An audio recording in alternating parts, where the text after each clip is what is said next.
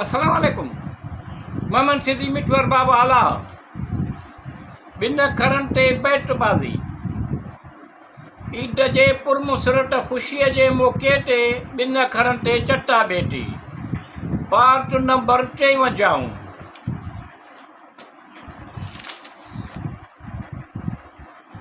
ठोके ठाहे ढिलो बि वठिबो आहे ॾिसी वाइसी।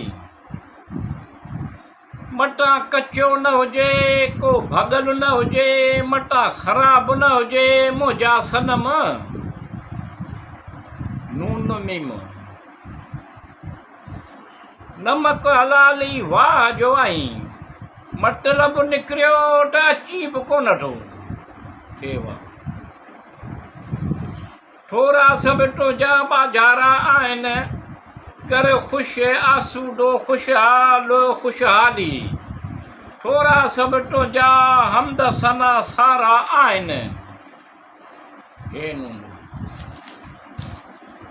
हिन तुंहिंजी मोहबत करण जा अंदाज़ निराला, अंदाज़ नज़र अंदाज़ न करण जहिड़ा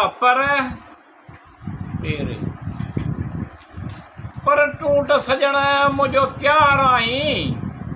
मूं त तोखे घणो ई चाहियो पर तो त वाइदा निभाइण जा घणा ई कया। मूं बि त उन्हनि ते एतबार ई कयो पर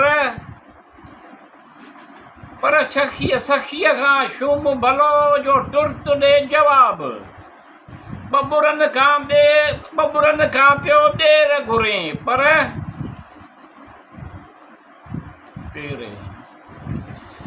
रिढ न अॻियां रबाब वॼाईंदे वरिया मुड़िया से जुड़िया उठ ते विंझणी बि बार पर ॿ 12 या ॿ 22 ॿढीअ में ताक़त आहे। दरियाउनि जो मुंहुं त बंदि करे सघिजे थो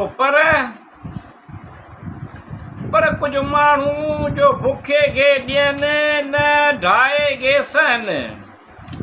थोरो सोच नियत खोटी उज़र घणा पर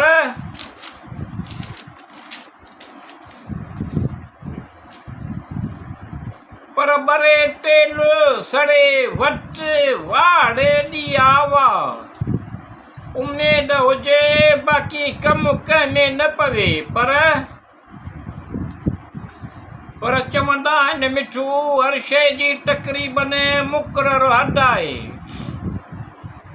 मुक़ररु हद ताईं बैटर आहे हौसलो पर ख़ूब ॿुधायई तो ख़ूबी अहिड़ी ॿुधाई प्यार में प्यारा ॾाढी तो अहिड़ी ॿुधाई पर न आहे मूंखे जाप जो बि वापार आहे पोइ बि जटाई तो अहिड़ी ॿुधाई पर ॾाढो ठोकरी रोबी तूं पंहिंजो ज़र्फ़ ॾेखारी थो तूं अहिड़ो तो अहिड़ी ॿुधाई पर नरमी करण ॼणो तूं सिखियो ई कोन आई। गुफ़्तगू गुफ़्तार टहिड़ी करी थो अहिड़ी ॿुधाई पर सख़्त गीर थो करी सख़्त लहजो। पढ़ण पाई करे पढ़ाई थो तो अहिड़ी ॿुधाई पर